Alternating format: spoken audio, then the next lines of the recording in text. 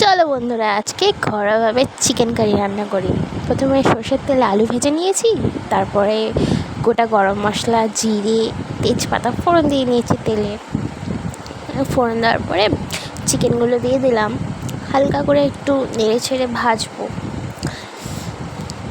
এ দেখো কি সুন্দর জল বেরিয়ে গেছে চিকেন থেকে। এবার মশলার পেস্টটা দিয়ে দিলাম। এর মধ্যে আছে আদা, রসুন, পেঁয়াজ, টমেটো, জিরে, কাঁচা লঙ্কা পেস্ট সব নিয়ে এবার ভালো করে নাড়াতে হবে। সুন্দর করে ভালো করে কষাবো। জিরে গুঁড়ো, ধনে গুঁড়ো এগুলো তো আগেই দিয়ে দিয়েছি। দিলাম হলুদ গুঁড়ো আর কাশ্মীরি লঙ্কার গুঁড়ো। ভালো করে নাড়াবো, কষাবো।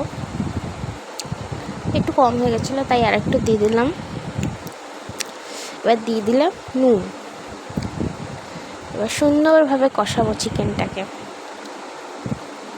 হ্যাঁ, আলুটাও দিয়ে দেবো যাতে আলু আর চিকেন একসাথে সেদ্ধ হয়ে যায়, আর এক্সট্রা করে আলু সেদ্ধ কিছু করতে না হয়। এবার টক দইটা দিয়ে দিলাম, ভালো করে ফেটিয়ে দিতে হবে কিন্তু টক দই, এতে খুব সুন্দর টেস্ট আসে টক দই থেকে। এবার ওটা কষতে থাকুক পাশে। এবার পাশে আমি একটু পেঁয়াজ ভেজে নিচ্ছি। হ্যাঁ, পেস্টের ভেতরেও পেঁয়াজ দিয়েছিলাম। একটু ভাজা পেঁয়াজ লাস্টের দিক কষানোর পর চিকেনের ভেতরে দিলে না, সেটা খাওয়ার সময় মুখে পড়ে আর খুব ভালো লাগে খেতে তখন।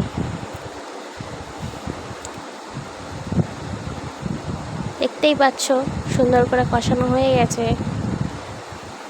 এবার কী করলাম, উষ্ণ গরম জল করে চিকেনে দিয়ে দিয়েছি। এতে কি হয়, চিকেনের টেস্ট নষ্ট হয় না গরম জল করে দিলে। নাও, এবার ফোটানো হয়ে গেছে, গরম মশলা দিয়ে দিলাম, ব্যাস কমপ্লিট। এই যে আমার ভাই টেস্ট করতে চলে এসছে। থ্যাংক ইউ আমার ভিডিওটা দেখার জন্য। কেমন লাগলো জানিও। Bye bye.